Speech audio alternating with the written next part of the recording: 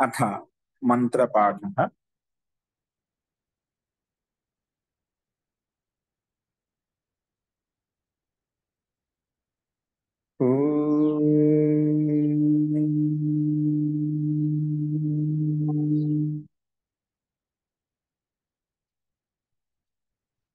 सहनाववतु सहनौ भुनक्तु सह वीर्यं करवावहै तेजस्विनावधीतमस्तु मा विद्विषावहै। ॐ शान्ति शान्ति शान्तिः।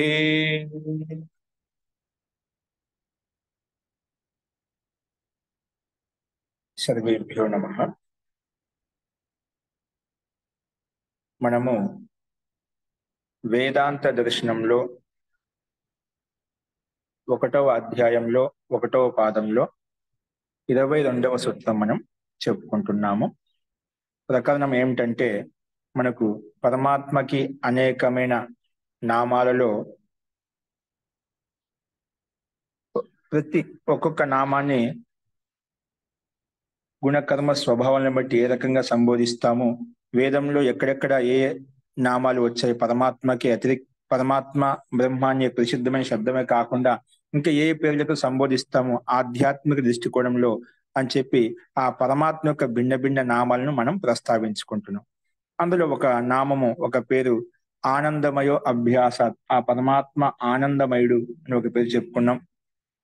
అలాగే ఒక రెండవ శబ్దము అంతః శబ్దం వచ్చింది. అంతః శబ్దం కూడా పరమాత్మ యొక్క వాచకమే అని చెప్పుకున్నాము. అలాగే ఎందుకంటే అంతః శబ్దం ఆ పరమాత్మ యొక్క వాచకం, ఎందుకంటే తద్ధర్మోపదేశ ఆ అంతః శబ్దం ఆ పరమాత్మ యొక్క ధర్మాలు ఏవైతే ఉన్నాయో, లక్షణాలు ఏవైతే ఉన్నాయో అవి ఉపదేశించబడ్డాయి కాబట్టి మనకు అది పరమాత్మ వాచకమని తీసుకోవాలని చెప్పుకున్నాం. అలాగే భేద విపదేశాచ అన్యః, ఎందుకంటే ఆ పరమాత్మకు జీవాత్మ కంటే భిన్నమైనటువంటి విపదేశం కూడా చెప్పబడింది కాబట్టి ఇక్కడ అంతః శబ్దం పరమాత్మ యొక్క వాచకమే, జీవాత్మ యొక్క వాచకం కాదు అని చెప్పి చెప్పుకున్నాం. అలాగే మనకు ఇంకొక శబ్దం అంతః శబ్దం కాకుండా మూడవ శబ్దం వచ్చేసి పరమాత్మ యొక్క ఆకాశ. ఆకాశం శబ్దం కూడా పరమాత్మ యొక్క వాచకమే. ఆకాశం కూడా బ్రహ్మ యొక్క వాచకమే. ఇది ఆకాశం అంటే భూతాకాశం తీసుకోకూడదు, పంచభూతాల్లో ఉండే భూతాకాశం తీసుకోకూడదు. ఆకాశం లేదా అవకాశం ఉందో అవకాశాన్ని మనం తీసుకోవాలి. అవకాశం అంటే మొత్తం శూన్యంగా ఉంది, సూక్ష్మంగా ఉంది, మనకి ఏమీ కనిపించడం లేదు. ఆ అంతటా ఆ శూన్యాకాశంలో అంటే సూక్ష్మంగా ఉన్నటువంటి అవకాశంలో ఆ పరమాత్మ యొక్క వాసం ఉంది కాబట్టి దాన్ని ఆకాశ శబ్దంతో మనం ప్రస్తావించుకుంటున్నాము.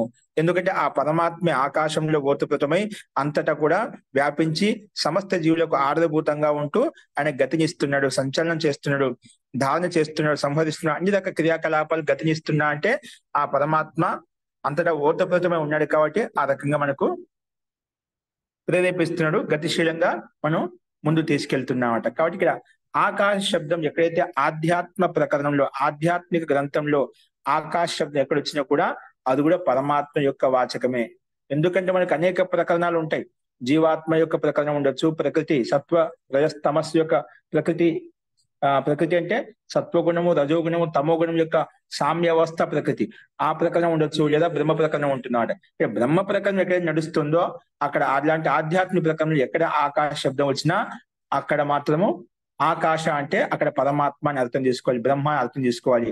అలాగే ఎక్కడైనా ఆధ్యాత్మిక ప్రకరణలో అంతః శబ్దం వచ్చినా అక్కడ అంతః శబ్దానికి లోపల అని అర్థం కాకుండా బ్రహ్మ పరమాత్మ అని చెప్పి అర్థం తీసుకోవాలి, ఇక జీవాత్మని తీసుకోకూడదు అని చెప్పి మనం ఆ విషయాన్ని ఆ ప్రకారం చెప్పుకుంటున్నాం. చూడండి, మనము ఇప్పుడు పరమాత్మ ఉన్నాడు, దాంట్లో అస్తిత్వం ఉంది. ఇప్పుడు ఆస్తికులంతా పరమాత్మ నమ్మిన వాళ్ళంతా పరమాత్మ భక్తులు ఎవరైతే ఉన్నారో ఆ పరమాత్మ ఉన్నాడని చెప్పి పరమాత్మ ఉన్న విషయాన్ని మళ్ళీ ఉన్నాడు అని చెప్పడానికి అవసరం ఉంది. మాకు తెలుసు పరమాత్మ ఉన్నాడనే మాట మనకు శాబ్దికంగా తెలుసు. పరమాత్మ యొక్క ముందు అస్తిత్వం బాగా మనకు మనసులో కూర్చుని పోయింది అనుకోండి మన మైండ్ లో, అప్పుడు ఆ పరమాత్మ యొక్క స్వరూపం ఏంటో తెలుస్తున్నాడు. పరమాత్మ ఉన్నాడనే నమ్మకం, విశ్వాసం అది తెలియాలి. పరమాత్మ ఎక్కడ ఉన్నాడు? రకరకాల పేర్లు చెప్పుకుంటున్నాడు. బ్రహ్మ ఉన్నాడు అంటే ఎక్కడ ఉన్నాడంటే బ్రహ్మ ఎవరంటే ఈ జగత్తు ఉత్పన్నం చేసింది, ఉత్పన్నం చేసి నా కర్త ధర్త ఆ పరమాత్మని చెప్పింది. జన్మాద్యస్యత ఈ జగత్తుకు ఉత్పత్తి, సృష్టి, ప్రళయం ఎవరి ద్వారా జరిగిందో అతని బ్రహ్మ అని చెప్పుకున్నాం. అప్పుడు బ్రహ్మ ఎలా నిశ్చయించగలుగుతాం అనేది మనకు మళ్ళా శాస్త్రం ప్రమాణం చెప్పిందని చెప్పుకున్నాం. అలాగే లోకంలో ఉండే తత్తు సమన్వయపూర్వకంగా తర్కపూర్వకంగా చెప్పుకున్నాం. సరే, ఈ సృష్టిని నిర్మించిందే బ్రహ్మ అనుకున్నాం. కానీ బ్రహ్మ నిమిత్త కారణమా, ఉపాదాన కారణమా? దానికి అనేక సూత్రాల ద్వారా ఈ బ్రహ్మ ఈ సృష్టికి నిమిత్త కారకుడే అని చెప్పుకున్నాం. ఎందుకంటే సంసారంలో ఏ వస్తువు ఉత్పన్నమైందా ఆ చేతని వస్తువుతోనే, చేతని కర్తతోనే ఉత్పన్నం అవుతుంది. ఇలాంటి విశాలమైన బ్రహ్మాండాన్ని సృష్టించే కర్త, నిమిత్త కారకుడు చేతని ఆత్మ పరమాత్మే ఉంటాడు, జీవాత్మ కాదు, ప్రకృతి కాదు అని చెప్పి ఈ రకంగా ప్రస్తావించుకున్నాం. ఇలా చెప్తూ వస్తూ అలాగే పరమాత్మకి అనేక నామాల్లో ఇది ఒక నామం ఆకాశ అని చెప్పుకున్నాం.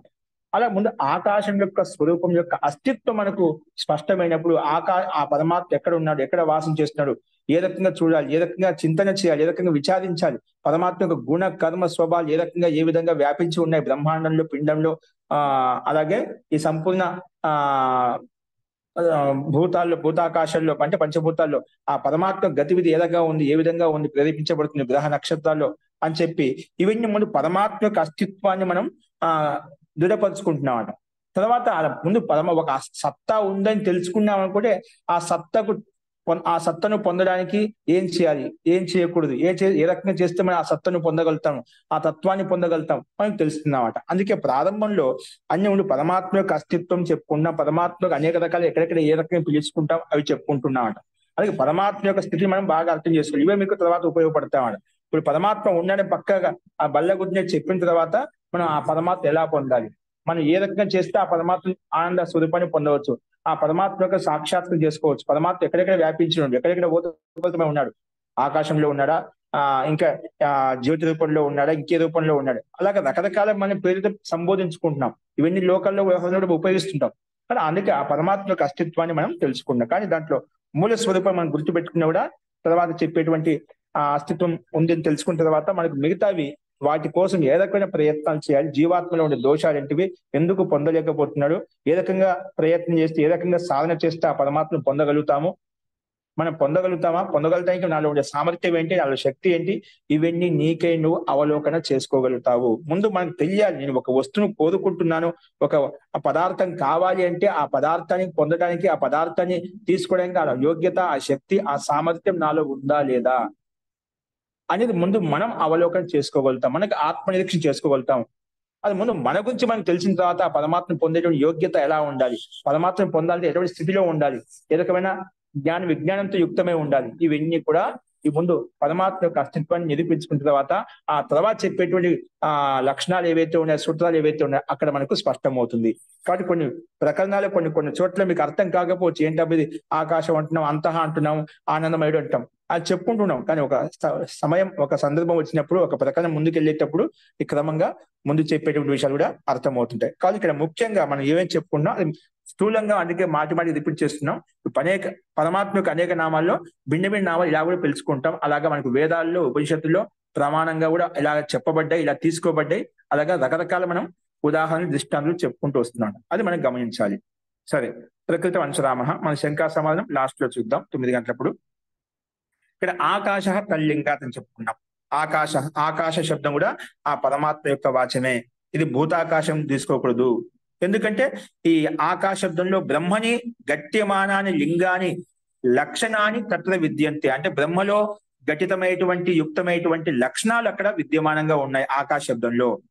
అందుకే మనం ఒక ఉదాహరణ చెప్పుకున్నాం. తద్యథ 22వ సూత్రం భాషలో చూడండి. తద్యథ కోహి ఏవ అన్యాత్, కహ ప్రాణ్యాత్, కోహి ఏవ అన్యాత్, ఎవరు ఈ సంసారంలో, ఈ శూన్యాకాశంలో ఆకాశం లేకపోతే, ఆకాశంలో పరమాత్మ అని చెప్పుకున్నప్పుడు బ్రహ్మవాచకం చెప్పుకున్నాం, ఆ బ్రహ్మ లేకపోతే ఈ సంసారంలో, అవకాశంలో మనం ఉంటున్నాం, మనం ఆ శ్వాస జీవించగలుగుతామా? కహ ప్రాణ్యాత్, ఈ శ్వాస ప్రశ్వాస తీసుకోగలుగుతామా? యదేశ ఆకాశో ఆనందో నాస్యాత్, ఆకాశ రూపి అంటే ఆనంద స్వరూపం అంటే బ్రహ్మ అనేది ఈ ఆకాశంలో అంటే అవకాశంలో లేకపోతేనా మనం ఇక్కడ ఈ ఆకాశంలో ఉన్నట్టు అవకాశంలో ఉంటూ మనం జీవించగలుగుతామా? ప్రాణశ్వాస తీసుకోగలుగుతామా? తీసుకోలేము. ఎందుకంటే ఆకాశ అనే పదం ఏతుందో బ్రహ్మవాచకమే, ఆనంద స్వరూపుడు కాబట్టి మనం ఆనందాన్ని ఇస్తున్నాడు కాబట్టి మనము ఇక్కడ జీవించగలుగుతున్నాము, ఇక్కడ శ్వాస ప్రశ్వాస తీసుకోగలుగుతున్నాము, ప్రాణం పిలుచుకోగలుగుతున్నాము, గ్రహించగలుగుతున్నాము. అందుకే కోహి ఏవ అన్యః, కోహి ఏవ అన్యాత్, కోహి ఏవ అన్యాత్ కహ ప్రాణ్యాత్, ఎవరు జీవించగలదు, ఎవరు ప్రాణ శ్వాస ప్రశ్వాస తీసుకోగలదు. ఒకవేళ ఆకాశం అనే ఆనంద స్వరూపుడు అంటే బ్రహ్మ అనే లేకపోతే ఈ అవకాశంలో అది తీసుకోలేదు అంటే ఆ అవకాశంలో ఆ పరమాత్మ యొక్క వాసం ఉంది. ఆకాశాన్ని బ్రహ్మగా చెప్పుకుంటున్నాం. ఆ బ్రహ్మ ఆనంద స్వరూపుడు కాబట్టి ఆనందాన్ని ఇస్తున్నాడు, జీవించడానికి గతిని ఇస్తున్నాడు, ప్రాణాన్ని ఇస్తున్నాడు. కాబట్టి మనకి తైత్తిరీయ ఉపనిషత్తులో ఆ ప్రకారంగా స్పష్టంగా చెప్పబడింది. అందుకే ఆకాశ బ్రహ్మాత్మ అని చెప్పుకున్నాం. ఎందుకంటే యతోహి అత్ర లింగం లక్షణం బ్రహ్మ విషయకం ప్రతిపాదించబడింది కాబట్టి అక్కడ ఆ ప్రకరణంలో.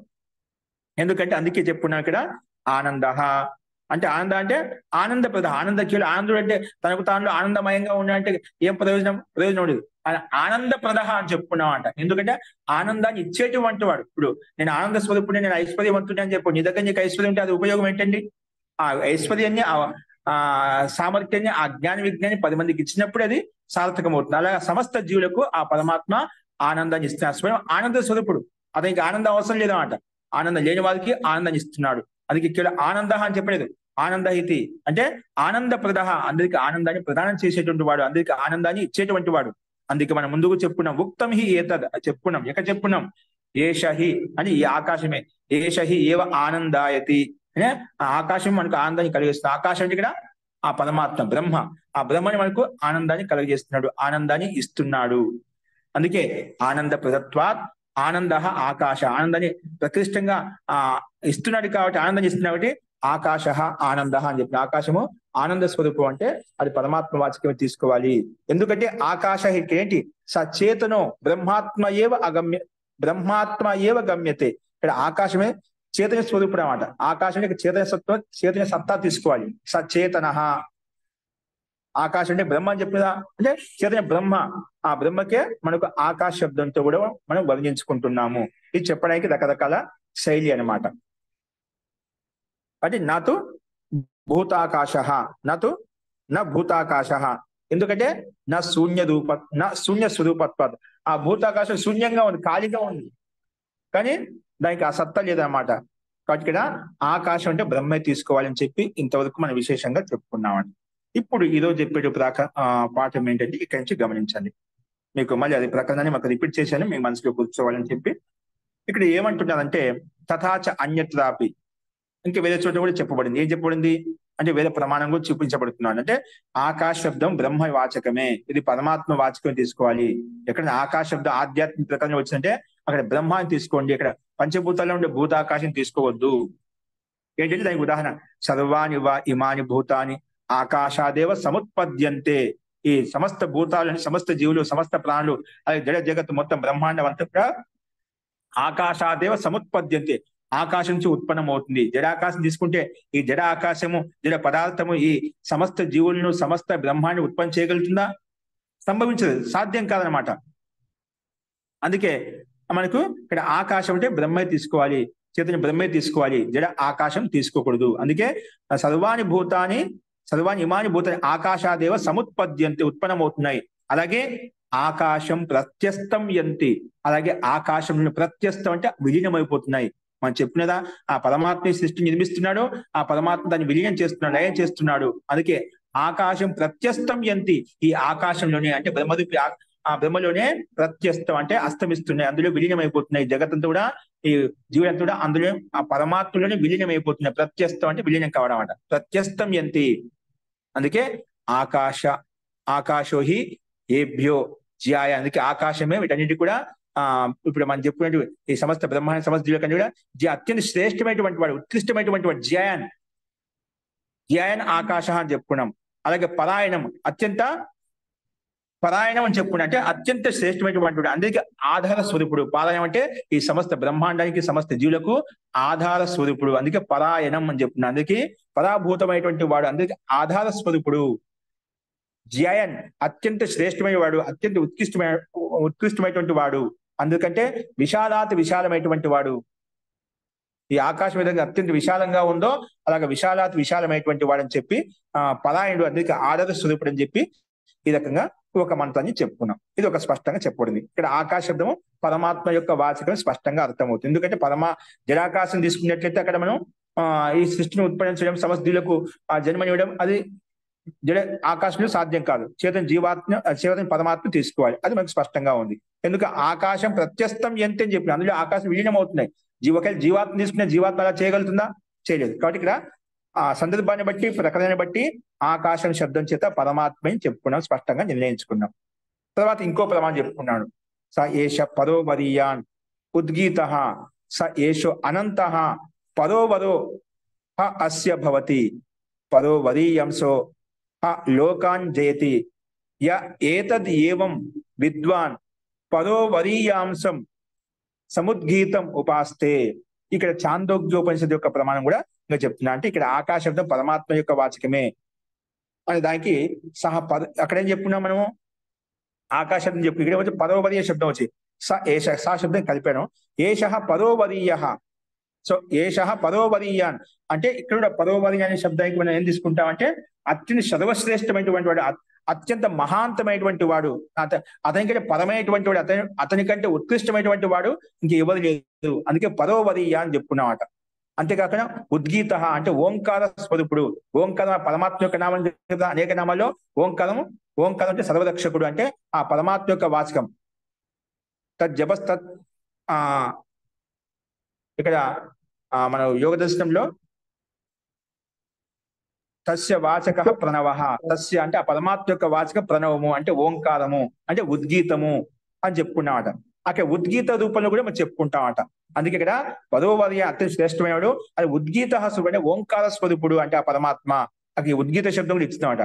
అలాగే స యేషో అనంత అనంత శక్తి సామర్థ్యం కలిగిన వాడు, అనంతమైన పరాక్రమం కలిగినటువంటి వాడు అని చెప్పి ఇక్కడ మూడు విశేషాలు మనకు కనిపిస్తున్నాయి. పరోవర్యాన్ ఉద్గీత స యేషో అనంత స్వరూపుడు, అనంత సామర్థ్యం కలిగిన వాడు, అనంత జ్ఞాన విజ్ఞానం కలిగిన వాడు. అటువంటి పరమాత్మను పొంది పరోవర అస్య భవతి. అతను కూడా ఎవరైతే అటువంటి పరమాత్మను పొందుతారో అతను పరోవరీయుడు అవుతాడు. అంటే అత్యంత శ్రేష్టమైన వాడు అవుతాడు, అత్యంత ఉత్కృష్టమైనటువంటి వాడు అవుతాడు ఆ జీవాత్మ అనమాట. ఎవరైతే ఆ సాధకుడు ఆ రకంగా చేస్తున్నారో దాన్ని ఇంకా చెప్పారన్నమాట. అటువంటి పరోవరీయస్సు లోకాన్ చేతి అటువంటి పరోవరీయుడైనటువంటి అత్యంత శ్రేష్టమైన ఆ పరమాత్మే ఈ సమస్త లోకాలను జయించగలుగుతున్నాడు, సమస్త లోకాలను గతిశీలంగా తీసుకెళ్లగలుగుతున్నాడు. అటువంటి పరమాత్మని పరోవరీయ స్వరూపుడు పరమాత్మ యా ఏతద్ ఏవం విద్వాన్ ఆ విద్వాంసుడు తెలుసుకుంటాడో ఎవరిని పరోవరీయాంశం సముద్గీతం ఉపాస్తే పరోవరీయ స్వరూపుడైనటువంటి ఇక్కడ పరోవరీయాంశం అంటున్నా. పరోవరీయాం అంటే పరోవరీయుడు అంటే ఆ పరమాత్మను, ఆ సర్వశ్రేష్ఠుడి ఆత్మను అంటే ఆ పరమాత్మను బ్రహ్మను. అలాగే సముద్గీతం అంటే ఉద్గీత స్వరూపంలో ఉన్నటువంటి ఓంకార స్వరూపంలో ఉన్నటువంటి ఆ బ్రహ్మను ఆ పరమాత్మను ఉపాస్తే ఎవరైతే ఉపాసన చేస్తారో అతడు పరోవర్య అస్య భవతి. అతడు పరోవర్యుడు అవుతాడు, అతడు శ్రేష్టమైన వాడు అవుతాడు, అత్యంత ఉత్కృష్టమైన వాడు అవుతాడు, అన్ని లోకాలు జయించగలిగిన శక్తి సామర్థ్యం కలిగిన వాడు అవుతాడు. అంటే ఎవరైతే సాధకుడు యోగి ఈ రకంగా గుణాలతో యుక్తమైనటువంటి ఆ పరమాత్మ యొక్క స్వరూపాన్ని అర్థం చేసుకొని ఉపాసన చేస్తాడు, ఉపాస్తే ఆ వ్యక్తి కూడా పరోవర్యుడు అవుతాడు, అనంత సామర్థ్యం కలిగిన వాడు అవుతాడని చెప్పి ఇక్కడ మనకు చాందోగ్యోపనిషత్తులో మనకు మంత్రం స్పష్టంగా చెప్తుంది. అందుకే అత్రాపి ఆకాశో బ్రహ్మాత్మ ఏవ మంతవ్య. అందుకే ఇక్కడ ఆకాశ శబ్దము మనకు బ్రహ్మాత్మనే అర్థం తీసుకోవాలి. ఇక్కడ జీవాత్మ గాని అన్యవాచకం తీసుకోకూడదు. అత్రాపి ఆకాశో బ్రహ్మాత్మ ఏవ గంతవ్య. ఇక్కడ బ్రహ్మాత్మనే అర్థం చేసుకోవాలి. ఆకాశ శబ్దానికి బ్రహ్మాని అర్థం తీసుకోవాలి. యతోహి ఎందుకంటే తస్య పరోవర్య తం ఉద్గీతం ఉపాస్యత్వం చ లింగం త్రయం ఉపలభ్యతే. ఎందుకంటే ఆ పరమాత్మ యొక్క మూడు లక్షణాలు కనిపిస్తున్నాడు. యతోహి ఎందుకంటే తస్య పరోవర్య త్వం ఉద్గీతత్వం ఉపాస్యత్వం తం పరోవర్య ఆ పరోవర్యకి ఆ శ్రవశ్రేష్ఠ పరమాత్మ ఉద్గీతత్వం అంటే ఓంకార స్వరూపమైనటువంటి వాడు, ఉపాస్యత్వం అందరి చేత ఉపాసింపదగిన వాడు అంటే పూజింపదగిన వాడు. అటువంటి ఇక్కడ ఈ రకంగా మూడు లక్షణాలు మనకు కనిపిస్తున్నాడు. పరోవర్య త్వం ఉద్గీతత్వం ఉపాస్యత్వం చ లింగత్రయం ఉపలభ్యతే. ఇక్కడ మూడు లక్షణాలు ఆ పరమాత్మలో ఉండే గుణాలు మనకు కనిపిస్తున్నాయి. కాబట్టి ఈ రకంగా మనకు దీన్ని బట్టి ఏం అర్థం చేసుకోవాలంటే ఆకాశ శబ్దము ఆధ్యాత్మిక ప్రకరణం ఎక్కడైతే వచ్చిందో అది బ్రహ్మవాచకమే తీసుకోవాలి, ఇది భూతాకాశం తీసుకోకూడదు అని చెప్పి ఇక్కడ చెప్పుకున్నమాట. కాబట్టి 3 లక్షణాలు పదోవదయస్త్వం ఉద్గీతత్వం ఉపాస్యత్వం చ లింగత్రయం ఉపలభ్యతే. ఓకేనా? పదోవదయస్త్వం ఉద్గీతత్వం ఉపాస్యత్వం చ లింగత్రయం ఉపలభ్యతే. ఇక్కడ 3 లింగాలు మనకు ఆ పరమాత్మ యొక్క గుణాలు ఇక్కడ చెప్పబడ్డాయి అన్నమాట. అందుకే నహి కిమపి వస్తువు బ్రహ్మణ పరం అవరం వా అస్తి. అందుకే ఈ సంసారంలో ఏ వస్తువు కూడా బ్రహ్మ కంటే పరం అవరం వా అస్తి, బ్రహ్మ కంటే పరం అంటే విశాలాతి విశాలమైన స్వరూపం అంట. అలాగే అవరం అంటే సూక్ష్మాతి సూక్ష్మ రూపం. అంటే మనకు ఈ సంసారం లేన విశాలాతి విశాలమైన వస్తువు ఉందా? దీనికంటే విశాలమైన వస్తువు లేదని చెప్పగలుగుతామా? అలాగే సూక్ష్మాతి సూక్ష్మమైన వస్తువు ఏదైనా ఉందా? సూక్ష్మ వస్తువు పదార్థం ఏదైనా ఉందా? అది చెప్పాడు. నాహి కిమపి వస్తు, ఈ సంసారంలో నాహి కిమపి వస్తు బ్రహ్మ కంటే పరం అవరం వా అస్తి. అంతే విశాలాతి విశాలమైంది కానీ అవరం అంటే సూక్ష్మాతి సూక్ష్మం, పరం అంటే స్థూలాతి స్థూలం. అలాగా పరం అవరం వా అస్తి అంటే ఈ సంసారంలో ఏ వస్తువు ఏ పదార్థం కూడా సూక్ష్మం కంటే సూక్ష్మం, స్థూలం కంటే స్థూలము ఏది లేదు. కేవలం ఆ పరమాత్మ తత్వం ఒకటే, ఆ బ్రహ్మతత్వం ఒకటే విశాలాతి స్వరూపంతో యుక్తమైంది. సూక్ష్మాతి సూక్ష్మంగా కూడా ఆ పరమాత్మ యొక్క తత్వం ఉంది. ఈ సంసారం ఏ పదార్థం కూడా సత్వగుణం రజోగుణం తమోగుణం యొక్క సామ్యవస్థ ప్రకృతి అంటే కదా, అందులో ఉండే కణాలు కూడా ఏవైతే ఉన్నాయో అవి కూడా వాటికంటే అత్యంత సూక్ష్మమైనటువంటి వాడు ఆ పరమాత్మ. అలాగే అత్యంత స్థూలాతి స్థూలమైనటువంటి వాడు ఆ పరమాత్మ. అందుకే పరం అవరం వా అస్తి అని చెప్పుకున్నామాట. అందుకే దీనికి ప్రమాణం చూపిస్తున్నాడు. ఉక్తం చ వేదంలో చెప్పుకున్నాం. ఎక్కడంటే యస్మాత్ పరం నా అపరం అస్తి కించిత్. ఆ పరమాత్మ కంటే ఎవరికంటే అపరం, యస్మాత్ పరం ఆ పరమాత్మ కంటే ఎక్కువ, నా అపరం ఆ పరమాత్మని సూక్ష్మ అంటే ఆ పరమాత్మ కంటే పెద్ద, ఆ పరమాత్మ కంటే చిన్న అంటే విశాల స్వరూపం కానీ సూక్ష్మాత్ సూక్ష్మం కానీ. ఇక్కడ శబ్దజాలం భిన్నంగా ఇచ్చామట. అక్కడ పరం అవరం శబ్దాలు వచ్చాయి కాబట్టి భిన్నంగా తీసుకున్నాయి. ఇక్కడ యస్మాత్ పరం నా అపరం అవే శబ్దాలు వచ్చాయి. అస్తు యస్మాత్ పరం నా అపరం అస్తి అంటే ఆ పరమాత్మ కంటే సూక్ష్మాతి సూక్ష్మం కానీ ఆ పరమాత్మ కంటే స్థూలం కానీ ఏది కూడా కించిత్ అస్తి అంటే ఏది కూడా లేదు. ఏ వస్తువు ఏ పదార్థం కూడా లేదు పరమాత్మ కంటే సూక్ష్మము, పరమాత్మ కంటే స్థూలం ఏది కూడా లేదన్నమాట. అందుకే యస్మాత్ పరం నా అపరం అస్తి కించిత్. యస్మాత్ అలాగే ఇంకొక పదం జాలం ఇక్కడ ఉపయోగించబడింది. యస్మాత్ అనియో నా జ్యాయో అస్తి కించిత్ అంటే ఇక జ్యాయ శబ్దం సేమ్ అదే పదానికి పర్యాయవాచి రూపంలో భిన్నంగా చెప్పబడింది. ఆ పరమాత్మ పెద్ద మహాంతమైనటువంటి వాడు, అలాగే ఆ పరమాత్మ కంటే అత్యంత అనుస్వరూపుడు అటువంటి వాడు అంటే ఎవరు లేదు అనమాట. అందుకే యస్మాత్ నా అనియో అంటే అనుస్వరూపుడు సూక్ష్మ స్వరూపుడు పరమాత్మ. నా జ్యాయో అస్తి అలాగే సూక్ష్మాతి సూక్ష్మం రూపంలో అనుస్వరూపంలో కానీ, అలాగే నా జ్యాయో అలాంటి విశాలమైన రూపంతో కానీ ఉండేటువంటి తత్వం ఏదైనా ఉందంటే అది పరమాత్మ తత్వం. ఏ అనుస్వరూపం కానీ ఏ పదార్థం కానీ ఏ స్థూల వస్తువు భౌతిక వస్తువు ఏది కూడా లేదు. సూక్ష్మాతి సూక్ష్మము స్థూల స్వరూపము ఏ వస్తువు ఏ పదార్థానికి లేదు. కేవలము ఆ పరమాత్మే అనీయస్సు అంటే సూక్ష్మమైనటువంటి వాడు. నా జ్యాయ స్థూలమైనటువంటి వాడు ఏ పదార్థం లేదు ఉంటే ఉన్నాడు.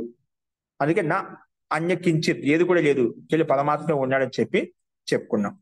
ఇంకా దాన్ని పుష్టి కొరకు ఇంకా భిన్నంగా చెప్పాడు. ఎలా ఉన్నాడు, ఏ విధంగా ఉన్నాడు ఆ పరమాత్మ అంటే యస్మాత్ పరం వృక్ష ఇవ స్తబ్ద దివి తిష్టతి ఏక.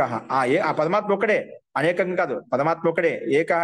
ఎలా ఉన్నా అంటే వృక్ష ఇవ స్తబ్ద, వృక్షం ఏ విధంగా స్థిరంగా స్తబ్దంగా నిశ్చలంగా ఉంటుందో అలాగా పరమాత్మ ఈ బ్రహ్మాండ స్థిరంగా స్తబ్దంగా ఉన్నాడనమాట. స్తంభంలాగా నిలబడి ఉన్నాడు. ఎలాగున్నాడు? దివి తిష్టతి, ద్విలోకంలో ఈ బ్రహ్మాండంలో అంతటా దివి స్తబ్ద, ద్విలోకంలో వృక్ష ఇవ వృక్షానికి సమానంగా వృక్షం ఏ విధంగా లోకంలో స్థిరంగా స్తబ్దంగా ఈ విధంగా దృఢంగా గట్టిగా ఉంటుందో అలాగా పరమాత్మ ఈ బ్రహ్మాండంలో పిండంలో అంతటా స్తబ్దంగా వ్యాపించి ఉన్నాడు. అందుకే వృక్ష ఇవ స్తబ్ద ద్విలోకంలో తిష్టతి ఏకః, పరమాత్మ ఇక్కడే వ్యాపించి ఉన్నాడు. అటువంటి తేన పురుషేణ, అటువంటి పురుషుని ద్వారా ఇదం సర్వం తేన పురుషేణ ఇదం సర్వం పూర్ణం, అంటే పూర్ణంగా వ్యాపించి ఉంది. అంటే ఆ పరమాత్మ చేత పూర్ణ పరమాత్మ ఆ పరమేశ్వరుని ద్వారా ఈ జగత్ అంతా కూడా వ్యాపించి ఉంది, పరమాత్మతో ఓతప్రోతమై ఉంది. అంటే సూక్ష్మంగా కూడా స్థూలంగా కూడా ఆ పరమాత్మతోనే ఓతప్రోతమై ఉంది. తేన పూర్ణం అంటే ఆ పరమాత్మ ద్వారా, తేన పురుషేణ సర్వం పూర్ణం అంటే సంపూర్ణంగా వ్యాపించి ఉంది, ఓతప్రోతమై ఉంది అని చెప్పి కూడా ఇక్కడ శ్వేతాస్వత ఉపనిషత్తు యొక్క మంత్రాంశం కూడా మనం చెప్పుకున్నామట.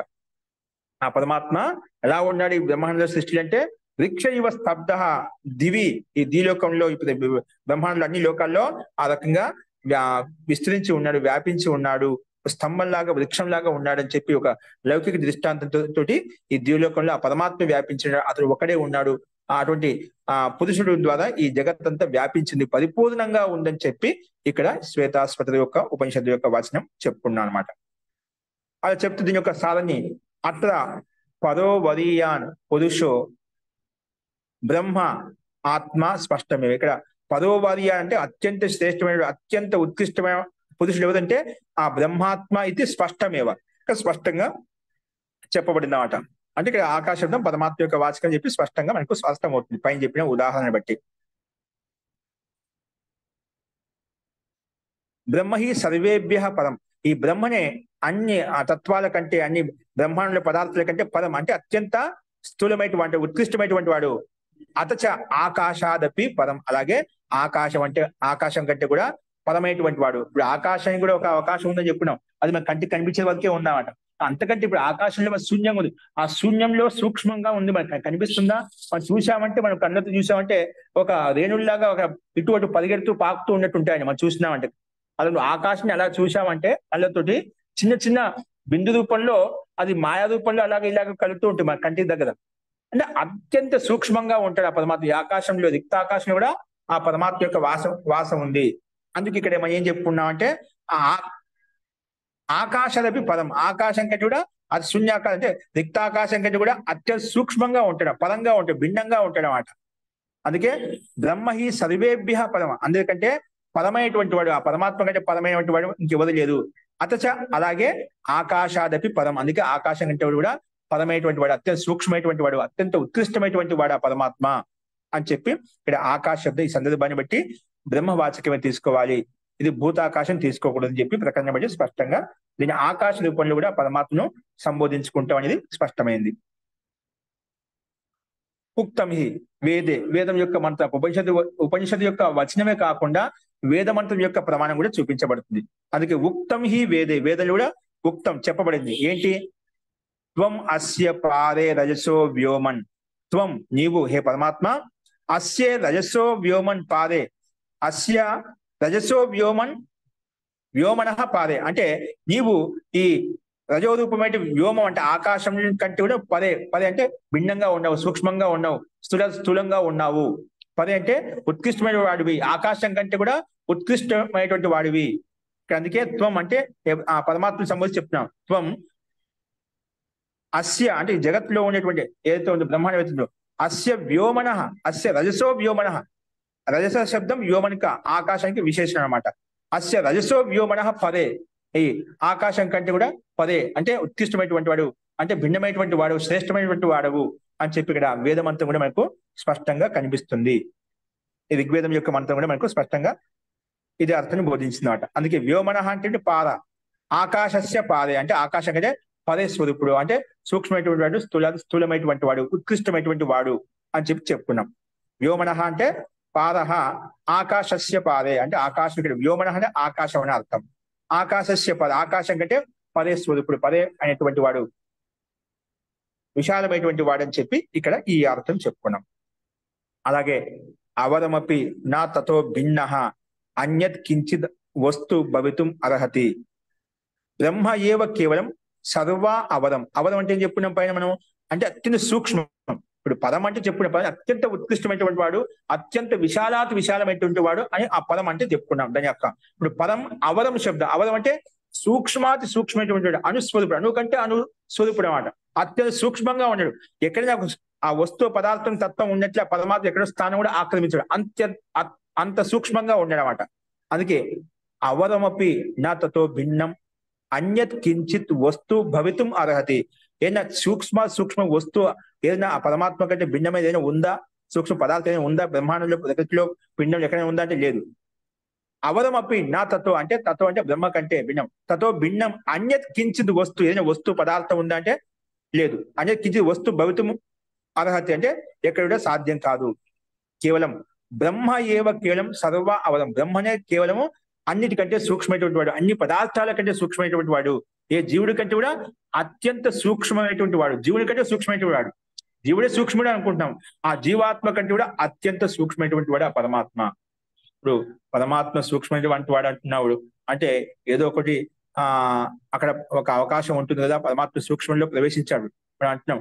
ఆ పరమాత్మలో జీవాత్మ వ్యాపించింది, పరమాత్మలో ఓతుకోత మీద ఉంటాం. అంటే ఇప్పుడు మనం ఏదో మన ఉదాహరణ చెప్పుకున్నాం, పాలలో పంచదార కలిసిపోయింది అని చెప్పుకున్నది అంటే పరమాత్మ పాలతో పోల్చి చెప్పుకున్నాం, పంచదారను జీవాత్మతో పోల్చి చెప్పుకున్నాం అంట. అది కలిసిపోయింది అంటే అక్కడ ఆ పరమాత్మలో అవకాశం వచ్చింది కదా, అలా అర్థం చేసుకోవచ్చు. పరమాత్మ ఇప్పుడు అవకాశం వచ్చిందా, కానీ పరమాత్మ ఎక్కడ కూడా అవకాశం అంతటా ఓతప్రోతమై ఉన్నాడు అని చెప్పడానికి మనం అలా చెప్తాం, కథనం అలా చెప్తాం. ఇప్పుడు అగ్ని యొక్క వేడి, అగ్ని యొక్క ఉష్ణము, అగ్ని యొక్క వేడి అంటున్నాము, అగ్ని వేరు ఉష్ణం వేరా? అగ్ని వేరు వేడి వేరా? కానీ చెప్పడానికి చెప్తాం అగ్ని యొక్క ఉష్ణత ఇలా ఉందండి, అగ్ని తాపం ఇక్కడ ఉంది, అగ్ని వేరు తాపమానం వేరు చెప్పి మేము వేరు వేరు చెప్తున్నాం. కానీ రెండు వేరు వేరు అవి, కానీ చెప్పడానికి శైలి భిన్నత అలా చెప్తాం, అర్థం కావడానికి అలా చెప్తాం. ఇప్పుడు అగ్ని వేడి ఎక్కడ ఉంది, ఉష్ణత ఎక్కడ ఉంది? అగ్నిలో ఉంది కదా, కానీ అగ్ని యొక్క వేడి అని కథనం, రెండు కథలు చెప్తున్నాం కదా, అలాగా మనం అలా చెప్తాం. ఇప్పుడు పరమాత్మలో ఆ జీవాత్మలో ఆ పరమాత్మ జీవాత్మ వ్యాపించి ఉన్నాడంటే పరమాత్మ అవకాశం ఉంది కదా. పరమాత్మ ప్లేస్ అని లేదు అన్నమాట. పరమాత్మ అంతా వ్యాపించి విద్యమానంగా ఉన్న విరాజమానుడే ఉన్నాయన్నమాట. కానీ చెప్పడం కథనం అలాగా భిన్న కథనం చెప్తాము, అది చెప్పడానికి శైలి అని చెప్పుకున్నాం. అస్తు, అందుకే ఆ అవదమపి నాతతో భిన్నం అన్యత్ కించిత్ వస్తు భవితుమర్హతి. బ్రహ్మ ఏవ కేవలం సర్వ అవదం, అన్నిటికంటే సూక్ష్మమైనటువంటి వాడు, అంతకంటే సూక్ష్మమైనటువంటి తత్వం పదార్థం ఏ జీవాత్మ కూడా లేదు. దానికి ఉదాహరణ చెప్తున్నారు. ఉక్తం యథ, ఎలాగంటే మనం ముందు గతంలో చెప్పుకున్నాం. యా ఆత్మని తిష్టన్, ఆత్మనో అంతరో బృహదారణ్యక ఉపనిషత్తు యొక్క ప్రమాణం చెప్పుకున్నాం. ఆ యహ ఆత్మని తిష్టన్, ఎవరైతే ఈ పరమాత్మ ఆత్మని తిష్టన్, ఈ జీవాత్మలో ఉంటూ ఆత్మనో అంతరో, ఈ జీవాత్మ కంటే భిన్నంగా ఉన్నాడు, సూక్ష్మంగా ఉన్నాడు, అటు పరమాత్మ తత్వాన్ని మనం తెలుసుకోవాలి అని చెప్పి చెప్పుకున్నాం.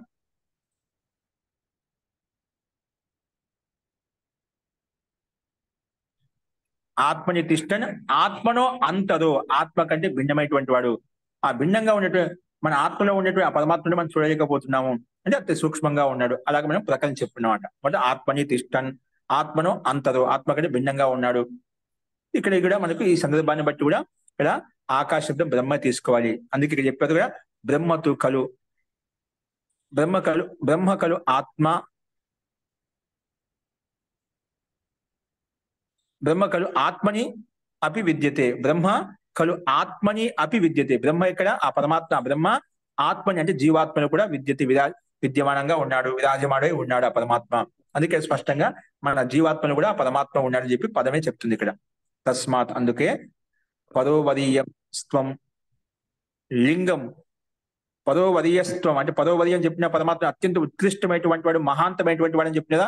అలాంటి పరోవరీయస్త్వం లింగం అంటే లక్షణాన్ని అత్ర ఆకాశో బ్రహ్మాత్మ ఇది దర్శయతి. ఇక్కడ ఆ పరోవరీయస్త్వం, ఉత్కృష్టత్వం, మహాంతత్వం అనేది పరమాత్మలో ఆ లింగం, ఆ లక్షణం ఏదైతే ఉందో అత్ర ఇక్కడ ఆకాశో బ్రహ్మాత్మ ఇది దర్శయతి. ఇక్కడ ఆకాశం బ్రహ్మాత్మ, ఆకాశం బ్రహ్మాత్మ తీసుకోవాలి. వీని లక్షణాలు ఎక్కడ ఉంటాయి? ఆకాశం అంటే జడ వస్తువులు ఉంటాయి, భూతాకాశంలో ఉంటాయా?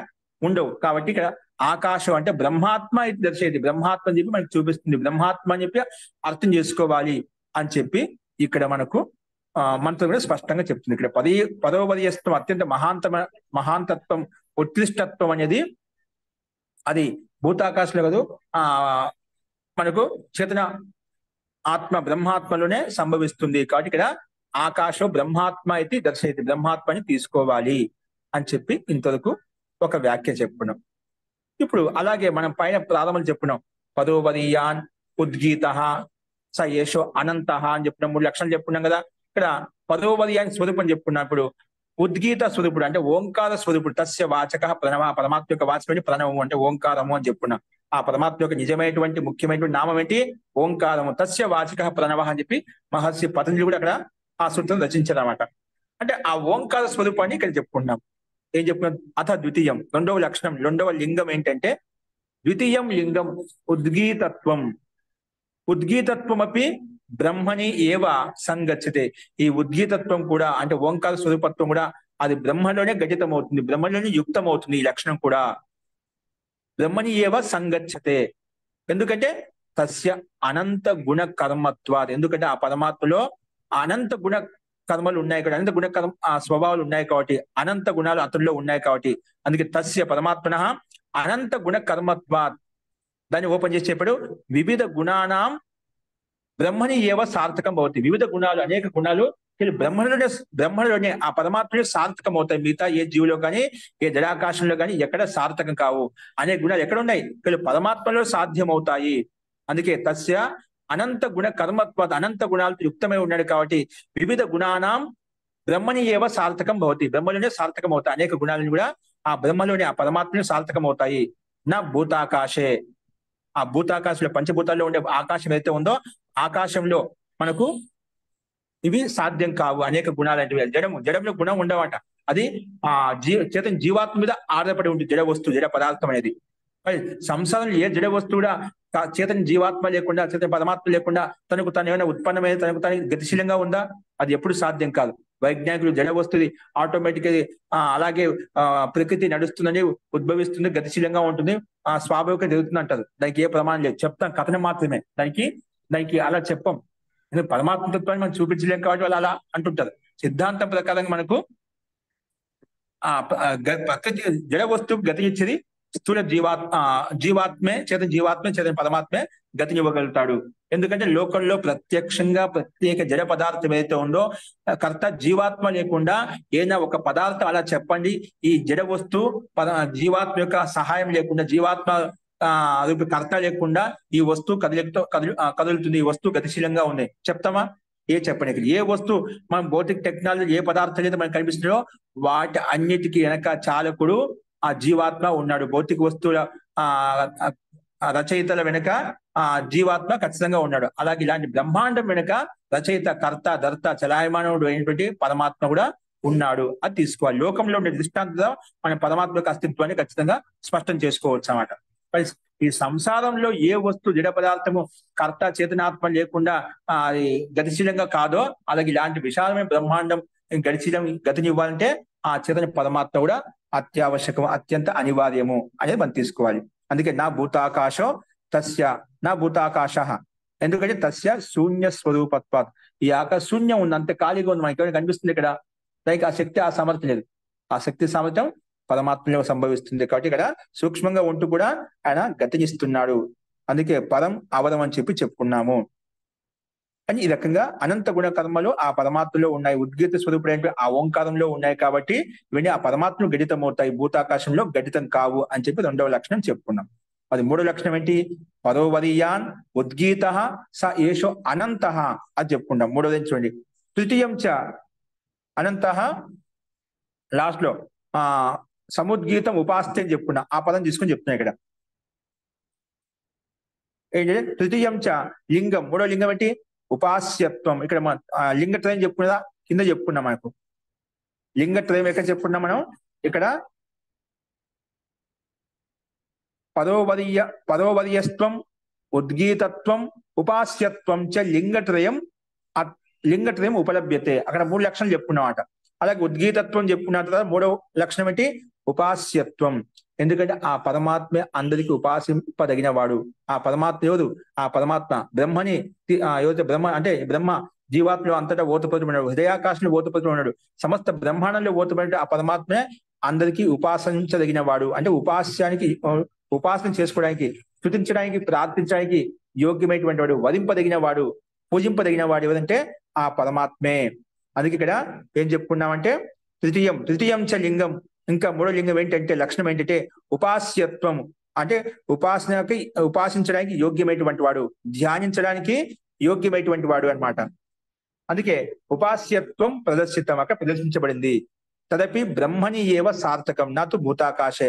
అక్కడ చైతన్య జీవాత్మ ఎక్కడైతే అతనే ప్రార్థిస్తే, మనకి ఏదైనా ఒక వస్తువు పదార్థం కావాలంటే ఆ చైతన్యయుక్తమైనటువంటి ఆ జీవాత్మని మనం ప్రార్థిస్తే, నాకు వస్తువు కావాలి, ఈ పదార్థం కావాలి, ఈ ఐశ్వర్యం కావాలి, ఈ విద్య కావాలని చెప్పి మనం ఏ విధంగా సంసారంలో చిరంజీవి జీవాత్మను ఏదైనా ప్రార్థిస్తున్న ఒక జీవాత్మ ఇంకో జీవాత్మను ప్రార్థిస్తుందో, అలాగే సమస్త ఐశ్వర్యవంతుడైనటువంటి, సమస్త జ్ఞానవంతుడైనటువంటి, అనంత శక్తి సామర్థ్యం కలిగినటువంటి ఆ పరమాత్మ కూడా మనం అన్ని తత్వాలు, అన్ని ఐశ్వర్యాలు కలిగిన వాడి బట్టి మనం ఆ పరమాత్మను ఉపాసిస్తున్నామట. కానీ ఈ ఉపాసన ఎక్కడ సాధ్యము? ఎవరికైతే అన్ని శక్తి సామర్థ్యాలు ఉంటాయో అతను మనం ఉపాసిస్తాం. అలాగే సమస్త బ్రహ్మాండాన్ని, సమస్త పిండాన్ని నడిపించే శక్తి సామర్థ్యం ఆ పరమాత్మలో ఉంది కాబట్టి, మనం బ్రహ్మానందం కాబట్టి అది పరమాత్మలో ఉంది కాబట్టి ఆ బ్రహ్మానందం కొరకు మనం పరమాత్మను ఉపాసిస్తాము. సామాన్య జడ వస్తువు, జడ ఆకాశంతో యుక్తమైనటువంటి మనం పదార్థాన్ని ఉపాసించకూడదు.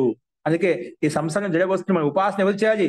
చైతన్య జీవాత్మకు చేయాలి. జడ వస్తువు చేస్తే మనకు ఉపాసన చేస్తే మనకి ఏమైనా వస్తుందా? దాని యొక్క ఆ జడ వస్తువులో ఉండే గుణం ఏదైతే ఉందో ఆ గుణం యొక్క తత్వాన్ని తెలుసుకుని దాన్ని ఉపయోగించుకోగాని, ఆ జడ వస్తువులకు నువ్వు పూజ చేసినట్లయితే నీకు మతువు జడ వస్తువుగా జడంగానే మారిపోతుంది, కానీ నీకు చైతన్యత్వం నీళ్ళు రాదు. అందుకే మనం ఆ పరమాత్మ యొక్క తత్వాన్ని యథార్థంగా తెలుసుకొని, ఆ పరమాత్మ మనలో సూక్ష్మంగా ఉన్నాడు, ఆ పరమాత్మ మనలోని స్థూలంగా ఉన్నాడు. అలాంటి స్థూలమైనటువంటి సూక్ష్మమైనటువంటి ఆ పరమాత్మ హృదయాకాశంలో పరమాత్మ యథార్థంగా తెలుసుకొని మనం అక్కడ స్తుతించాలి. అంతేకాని ఎక్కడ పడితే అక్కడ మనం ఆ జడ వస్తువుల్లో పూజించడం మొదలుపెట్టే, జడపద చెట్లు, చేమల్లో, కొండల్లో, పర్వతాల్లో మన మూర్తుల్లో మనం ఉపాసించడం మొదలు పెడితే ఏకాగ్రత వస్తుంది, దానివల్ల నష్టం లేదు. కానీ యథార్థ స్వరూపం తెలుసుకొని మనం ఉపాసన చేసినట్లయితే ఆ పరమాత్మక తత్వాన్ని పొందగలుగుతాం, పరమాత్మ యొక్క ఆనంద స్వరూపాన్ని పొందగలుగుతాము. కాబట్టి ఆ రకంగా మనకి ఇక్కడ స్పష్టంగా కనిపిస్తుంది. అందుకే ఉపాస్యత్వం ఎవరంటే ఇక్కడ ఆ బ్రహ్మే అని చెప్పుకున్నాం. ఎందుకంటే బ్రహ్మంలో యుక్తం అవుతున్నాడు. సామాన్య జడ వస్తువులు భూతాకాశంలో ఇవన్నీ యుక్తం కావు. భూతంలో ఉండే పంచభూతాల్లో ఉండే భౌతిక పదార్థాలు ఏవైతే ఉన్నాయో ఆ భౌతిక పదార్థాలు ఇవన్నీ మనసులో నిర్మించబడేటువంటి ఆకృతి విశేషం ఇచ్చేటువంటి వీటికి ఆ శక్తి, ఆ సామర్థ్యం లేదు అని మనకు స్పష్టంగా ఇక్కడ అర్థమవుతుంది. కాబట్టి ఇక్కడ ఆ తృతీయంచ లింగం ఉపాస్యత్వం ప్రదర్శించబడింది. తదపి అది కూడా బ్రహ్మాత్మని ఏవ సార్థకం, బ్రహ్మాత్మనే సార్థకం అవుతుంది, నాతో భూతాకాశే. ఎందుకంటే తస్య ఉపాసన అసంభవాత్. ఎందుకంటే జడ వస్తువులు, జడ పదార్థాలు, చెట్లు, చేమల్లో, కొండల్లో, పర్వతాల్లో, రాళ్ళల్లో, రప్పలలో మనం ఏదైతే పూజిస్తామో ఆ సంభావన లేదు అక్కడ. అక్కడ మనకు ఆ ఉపాసన ఫలించడం అంటే ఏముందని వస్తుంది అక్కడ? చైతన్య ఆత్మను మనం ఆ చైతన్య స్వరూపం ఈ హృదయాకాశంలో ఉన్నటువంటి ఆ స్వరూపాన్ని భావించి, అంతటా ఓతప్రోతం మనం భావించి మనం ఆ రకంగా మనం ఉపాసించినట్లయితే మనము ఆ పరమాత్మ తత్వాన్ని, పరమాత్మ యొక్క ఆ ఆనంద స్వరూపాన్ని మనం అనుభూతిని పొందవచ్చు. అందుకే నాతో భూతాకాశే తస్య ఉపాసన అసంభవాదు. జడ వస్తువు జడ ఆకాశం అంటే ఆకాశంలో ఉపాసన సంభవించదు. కాబట్టి ఎందుకు కానీ సంభవించదు? నాహి గుణ కర్మ విహీనం వస్తు ఉపాస్యత్వం అర్హతి. గుణము కర్మలు లేనటువంటి, ఇప్పుడు ఆ వివిధ కర్మలు అని చెప్పుకున్నాం, పరమాత్మలో వివిధ గుణాలు ఉన్నాయి, వివిధ కర్మలు ఉన్నాయని చెప్పుకున్నా. అంటే ఆ గుణకర్మ స్వభావాలు యుక్తమే ఉన్నాయి పరమాత్మ. కానీ ఏ వస్తువులు అయితే గుణహీనమైందో ఆ గుణహీనమైన వస్తువుని మనం ప్రార్థిస్తామా? సంసారమైన గుణం లేనటువంటి ఆ ఉపయోగం లేని వస్తువును, పదార్థాన్ని, వ్యక్తిని మనం ఆశ్రయిస్తామా? ఎందుకు దాంట్లో ఆ సత్తా లేదు, ఆ సామర్థ్యం లేదు కాబట్టి వదిలేస్తాం. అలాగే మనం కూడా గుణహీనమైనటువంటి గుణకర్మ విహీనం వస్తు ఉపాస్యత్వం నా అర్హతి. గుణకర్మతో విహీనమైనటువంటి లేనటువంటి ఆ వస్తువు ఉపాసించడానికి యోగ్యం కాదు అని మనకి ఇక్కడ చైతన్య ఆత్మే ఉపాసించాలి. హృదయాకాశంలో ఉన్నటువంటి దేవాలయంలో ఉన్నటువంటి ఉపాసనే ప్రార్థించాలి. అది ఎక్కడ ఉన్నా, ఎలా ఉన్నా సూక్ష్మంగా ఉన్నాడు, సూక్ష్మ స్వరూపుడు అన్నమాట. సూక్ష్మ రూపంలో ఉండాలని చెప్పి భావించి మనం ఉపాసన చేయాలి. మనం ఇది ఆంతరికంగా మన మనసుతోటి మనం ప్రార్థించినట్లయితే అంతర్హృదయంలో ఉండేటువంటి తత్వాన్ని మనం పొందగలుగుతాం. ఇప్పుడు మనకేదో భౌతిక టెక్నాలజీలో మనకేవో తరంగాలు ఉన్నాయి, వైబ్రేషన్. ఇప్పుడు ఎక్కడి నుంచో ఉండి మనకి ఏమో చదువుకుంటున్నాం అంటే వైబ్రేషన్ లో ఆ తరంగాలు మనకు ఉన్నాయి, పనిచేస్తున్నాయి. అంటే మనం చూడకపోయినా ఆ తరంగాల మాట్లాడుతుంటే మనం అక్కడ ఉండే ఎక్కడెక్కడో ఉండి మనం చదువుకుంటున్నాం అంటే అవి దాని యొక్క అస్తిత్వం ఉందా? అస్తిత్వం ఉంది కాబట్టి అది ఆ వైజ్ఞానిక దాంట్లో సత్తా ఉంది కాబట్టి దాన్ని ఆ రకంగా తీసుకొని మనం ఈ వస్తువుని ఉపయోగించుకుంటున్నాం అన్నమాట. అలాగే పరమాత్మ సూక్ష్మంగా ఉన్నాడు, మనకి ఏ విధంగా ఉన్నాడు కాబట్టి వస్తువును మనం ఏ విధంగా ప్రత్యక్షంగా అనుభూతిని పొందుతున్నాం. భౌతిక వస్తువును, భౌతిక పదార్థాలు ఏవైతే ఉన్నాయో అలాగే పరమాత్మ అంతకంటే సూక్ష్మమైనటువంటి వాడు. ఆ సూక్ష్మ స్వరూపాన్ని మనం ఇలాగా అనుభవం ద్వారా, అభ్యాసం ద్వారా, ఆ బ్రహ్మాత్మలో మన అభ్యాసం ద్వారా, మన జీవాత్మల లోపల అంతరంగంలో అభ్యాసం చేయడం ద్వారా మనము ఈ జీవాత్మలో ఉన్నటువంటి ఆత్మతత్వాన్ని, పరమాత్మత్వాన్ని మనం కూడా అనుభూతిని పొందగలుగుతాము. అది మనం అభ్యాసం చేయడం ద్వారా అనుభూతి కలుగుతుంది. ఇప్పుడు చలవాణి మనకు ప్రత్యక్ష ఉదాహరణ. అలాగే మన సాధన మనకు ప్రత్యక్ష ప్రాక్టికల్ గా మనం చేసినట్లయితే ఆత్మానందం అనేది ప్రత్యక్షంగా అనుభూతిని పొందగలుగుతాము. సూక్ష్మంగా ఉన్న తరంగాలు ఎక్కడి నుంచి ఉండే తత్వాలు మనం అవి మన శబ్దాన్ని ఇంత గ్రహిస్తున్నాయి అంటే అక్కడ దానికి సత్తా ఉంది, సూక్ష్మంగా ఉన్న దానికి సత్తా ఉంది, మన కంటికి కనిపించడం లేదు. కానీ ఆ తరంగాలు మనకు ఎక్కడో ఉన్న శబ్దాన్ని మన వరకు చేరుస్తున్నాయి. అంత సూక్ష్మ తత్వానికి శక్తి ఉందంటే ఈ సృష్టిని బ్రహ్మాన్ని ఇలాంటి విశాలాతి విషయమైన ఆ బ్రహ్మాన్ని రచించినటువంటి ఆ కర్తలు ఎంత శక్తి సామర్థ్యం ఉంటుందండి. కాబట్టి ఆ రకంగా మనం ఉపాసన చేసినట్లయితే మనం కూడా ఆ పరమాత్మ యొక్క ఆనంద స్వరూపాన్ని, మనం ఆనందానుభూతిని మనం ప్రత్యక్షంగా అనంత సామర్థ్యయుక్తమైనటువంటి శక్తిని మనం పొందగలుగుతాము. అందుకే నహి గుణ కర్మ విహీనం వస్తు ఉపాస్యత్వం అర్హతి, ఉపాసనకి యోగ్యం కాదు. అలాగే అన్యత్రాపి చ ఆకాశో వై నామ, ఇంకొక ఉదాహరణ ఏం చెప్తుందంటే అన్యత్ర కూడా వేరే చోట కూడా ఏం చెప్పబట్టి ఇంకొక హేతు ప్రస్తావిస్తారు. చ అంటే ఇంకా, అన్యత్రాపి చ ఆకాశో వై నామ నామ రూపయో నిర్వహిత తే యద్ అంతరా తద్ బ్రహ్మ. అలాగే ఆకాశో వై నామ, ఆకాశ నామం ఏదైతే ఉందో నామ రూపయో నిర్వహిత అంటే నామరూప, ఈ బ్రహ్మాండంతా నామరూపంలో అనేక నామాలు ఉన్నాయి కదా, అనేక పంచభూతాలను పేరు పెట్టాం, సూర్యుడు చంద్రుడు గ్రహ నక్షత్రం పేరు పెట్టాం. అలాగా నామరూపంలో దీన్ని వ్యక్తం చేశాడు, ఈ సృష్టిని బ్రహ్మాన్ని అభివ్యక్తం చేశాడు అన్నమాట.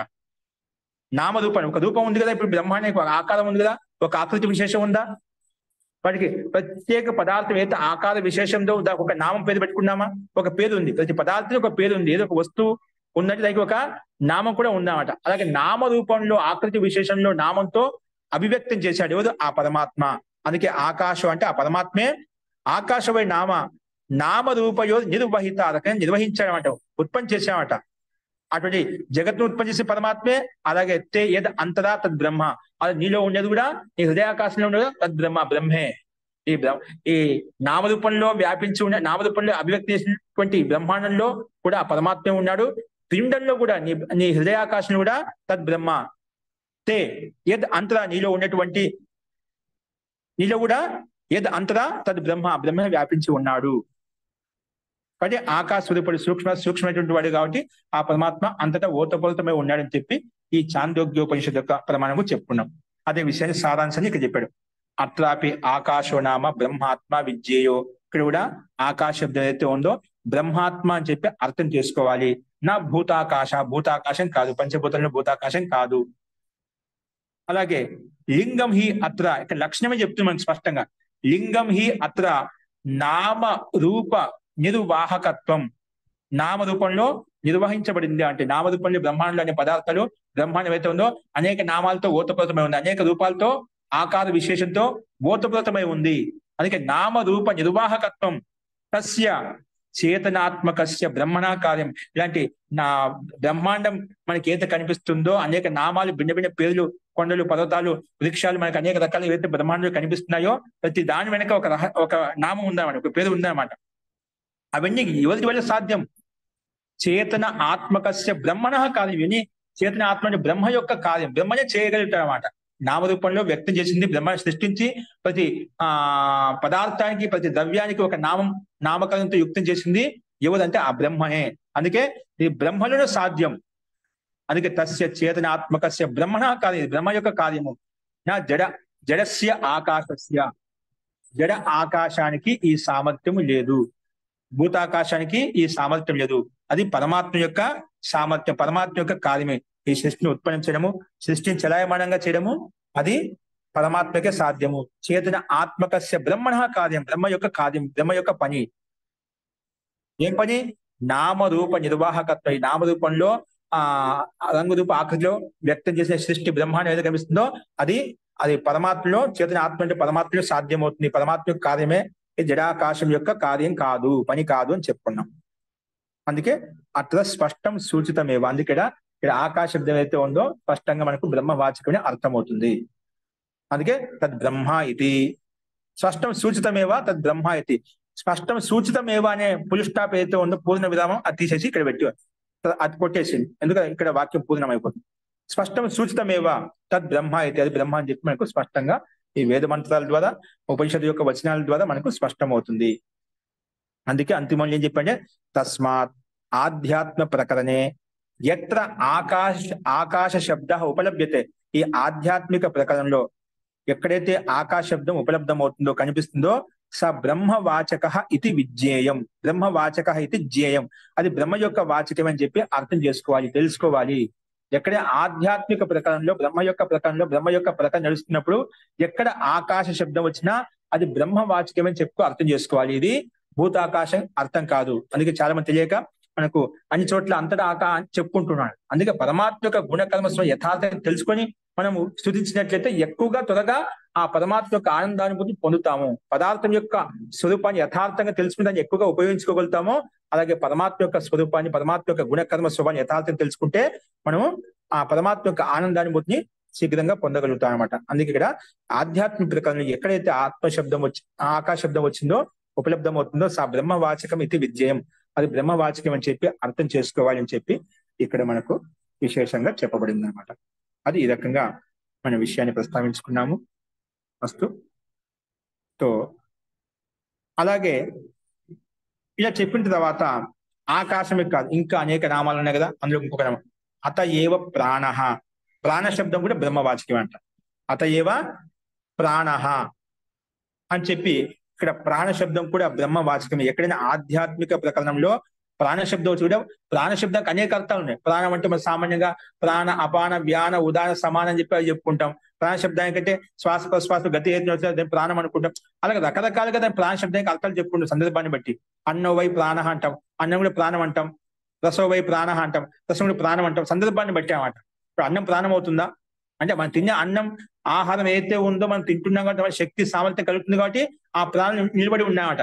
అన్నమే తినకపోతే ఆ శక్తి ఉంటుంది శరీరంలో, శక్తి లేకపోతే ప్రాణాలు వెళ్ళిపోతాయి, అంటే ఆ జీవం వెళ్ళిపోతుంది. శరీరం దృఢంగా ఉన్నంతకు బాగున్నంత ఇక్కడ జీవాత్మ ఇక్కడ ఉంటుందన్నమాట.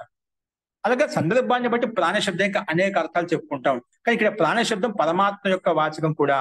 ఆ విషయం ఏంటో చెప్పబడింది, అది మనం రేపు చెప్పుకున్నాం.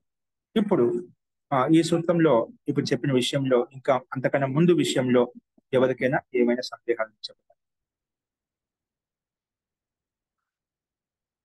అర్థమైందండి? విషయం మీకు అర్థమవుతుందా? బాగానే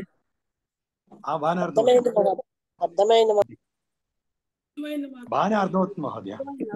మహోదయ ఒక చిన్న డౌట్ మహోదయ.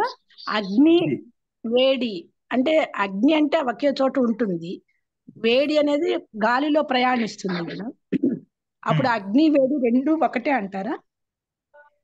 అంటే వేడి వస్తుంది కరెక్ట్, వేడి దూరం వరకు కూడా వస్తుంది. దాని యొక్క ప్రభావం ఎంత ఉంటుంది?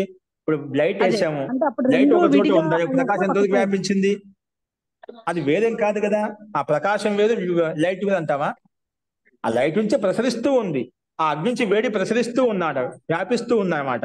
దాని సామర్థ్యాన్ని బట్టి ఎంతవరకు అయితే అగ్ని యొక్క సామర్థ్యం ఉందో, దాని యొక్క జ్వాల ఉందో అందులో దాని యొక్క ఉష్ణత కలుగుతుంది అన్నమాట. అగ్ని వేరు, వేడి వేరు అంట. అగ్ని ఎక్కడ ఉంది? వేడి ఎక్కడ ఉంది? అగ్నిలో ఉంది కదా. ప్రకాశం ఎక్కడ ఉంది? ఆ బల్బులో ఉంది కదా. అది వేరు అని చెప్పగలుగుతామా?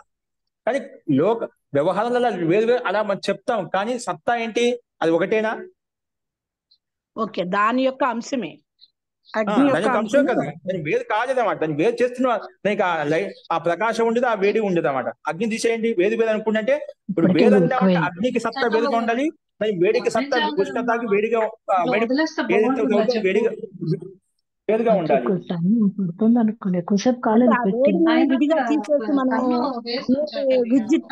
ఒకరు మాట్లాడండి, అందరూ కలిపి మాట్లాడుతున్నారు. ఒకరు చెప్పండి, చెప్పండి.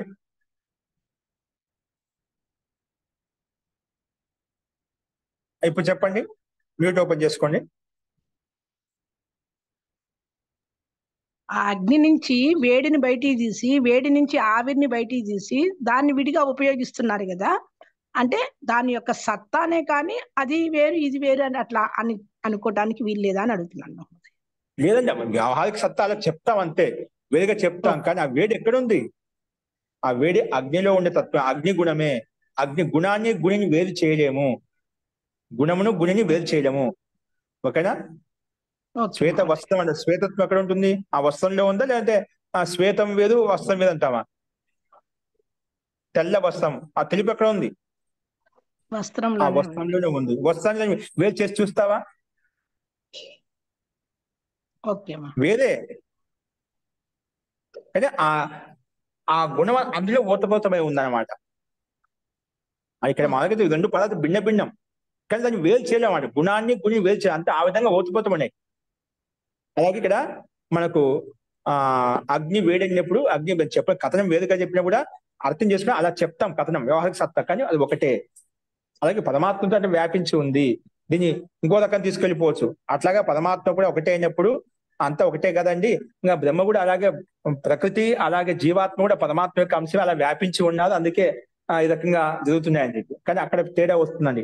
జీవాత్మ అల్పశక్తి సామర్థ్యం కలిగిదే, ఆ ప్రకృతి భిన్నమైన జడతత్వం కలిగిందన్నమాట, అక్కడ వర్తించాడ.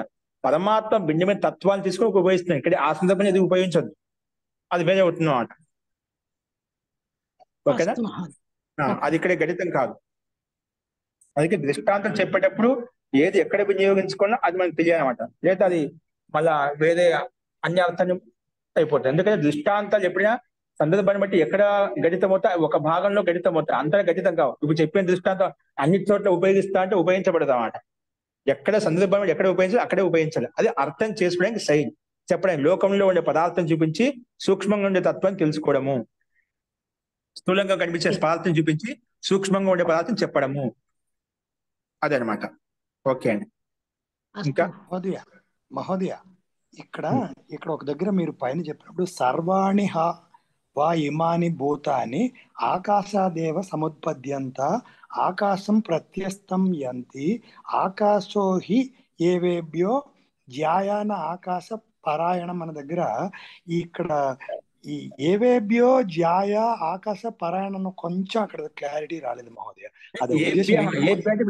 ఈ భూతాలతోటి పంచభూతాలతో సమస్త జీవులతోటి వీటన్నిటితోటి కూడా జ్యాయ శ్రేష్టమైనది అన్నమాట. ఏవైతే వాటికంటే శ్రేష్టమైన ఆత్మ పరమాత్మ. ఏభ్య ఆకాశ, వీటన్నిటి కూడా శ్రేష్టమైన ఉత్కృష్టమైనది, వీటన్నిటి కూడా ఆధారము, అంటే సమస్త జీవులకు ఆధారము, సమస్త బ్రహ్మాండానికి ఆధారం. ఏభ్య అంటే బ్రహ్మాండంలో జీవులతోటి బ్రహ్మాండంలో పదార్థాలు వీటన్నిటికంటే శ్రేష్టమైన ఉత్కృష్టమైనటువంటిది, విశాలమైనటువంటి ఉత్పన్నమయ్యాయి అంటే భిన్నమైనది, ఉత్కృష్టమైనటువంటి మహాంతమైనటువంటిది. అలాగే పరాయణం, వీటన్ని కూడా ఆధారము ఈ బ్రహ్మే, ఆకాశమే అంటే బ్రహ్మే, ఈ పరమాత్మే. అక్కడ పరాయణం అంటే ఆధారం అని తీసుకోవాలా మహాదయ? పరాయణం ఆధారం, ఈ జీవులన్నీ కూడా ఆధారం. ఓకే, నేను పారాయణం అనే దీంట్లో తీసుకున్నాను. సారీ. పరాయణం శబ్దం, పరాయణం శబ్దం. ఏభ్య అంటే పైన చెప్పిన ముందు ఎప్పుడుదా భూతాని ఇమాని భూతాని అంటే భూతం అంటే ఇక్కడ సమస్త ప్రాణి జగత్తు వస్తుంది, సమస్త జడ జగత్తు మొత్తం వస్తుంది. అంటే సమస్త జీవులు వస్తాయి, ఈ బ్రహ్మాండం మీద ఉండే సమస్త జీవులు వస్తాయి, ప్రాణులు వస్తాయి, అలాగే జడ స్థావర జంగమాలు ఏవైతే మొత్తం వస్తాయట, మొత్తం కూడా ఇవన్నీ ఆకాశ దేవ సముత్పద్యంత, ఆకాశం నుంచి ఉత్పన్నమయ్యాయి. అలాగే ఆకాశం ప్రత్యస్తం యంతి, అలాగే ఆకాశంలోని ఆకాశం బ్రహ్మం చెప్పిన ఆకాశంలో విలీనం అయిపోతాయి మళ్ళీ, అంటే ఆ పరమాత్మ విలీనం అయిపోతుంది. అందుకే ఆకాశమే అంటే బ్రహ్మనే వీటన్నిటికంటే శ్రేష్టమైనటువంటి వాడు, విని భిన్నము, వీటన్నిటికి ఆధారము ఆ పరమాత్మే.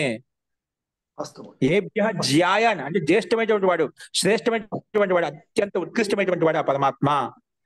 పరాయణుడు, అందుకే ఆదర్శ స్వరూపుడు, అందుకే ఆశ్రమించినటువంటి వాడు ఆ పరమాత్మ అనేది చెప్పుకోవాలి. ధన్యవాదాలు. అస్తు మహోదయ. ఓకే అండి. అలాగే మనకు ప్రాణశబ్దం అలాగే వస్తుంది, ఆ ప్రాణశబ్దము. అలాగే జ్యోతి శబ్దం కూడా పరమాత్మ యొక్క వాచకము, ఎక్కడ ఏ రకంగా ఉపయోగించబడింది ఆ విషయం కూడా మనం రేపు చెప్పుకుందామండి. నెక్స్ట్ ఇంకో రకం సందేహాలు చెప్పండి. ఓకే అండి. శాంతి పాఠ.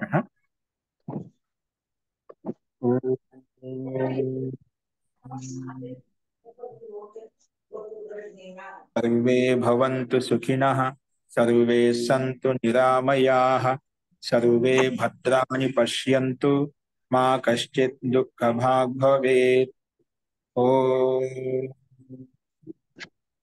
శాంతి శాంతి శాంతిః. నమస్తే మహోదయ. నమస్తే మహోదయ. నమస్తే మహోదయ.